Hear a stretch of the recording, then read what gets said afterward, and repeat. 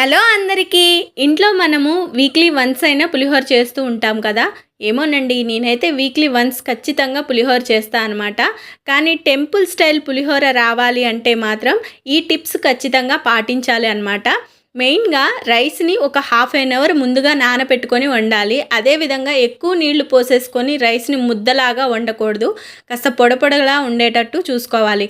అదేవిధంగా పోపు అనేది చాలా ఇంపార్టెంట్ అనమాట. పోపులో ఆయిల్‌తో పాటుగా నెయ్యి కూడా వేసుకుంటే పులిహోరకి చాలా మంచి టేస్ట్ వస్తుంది. అలాగే కంపల్సరీగా ఇంగువ యాడ్ చేయాలి. అండ్ మనకి టెంపుల్‌లో పెట్టే పులిహోరలో మిరియాలు యాడ్ చేస్తారు. మనం పిల్లలు మిరియాలు తినలేరు అనుకుంటే మాత్రం మిరియాల పొడి వేసుకోవచ్చనమాట. ఈ విధమైన టిప్స్ మనం పాటించటం వలన మనకి టెంపుల్ స్టైల్ పులిహోర టేస్ట్ వస్తుందనమాట. వీడియో నచ్చితే తప్పకుండా లైక్ చేయండి.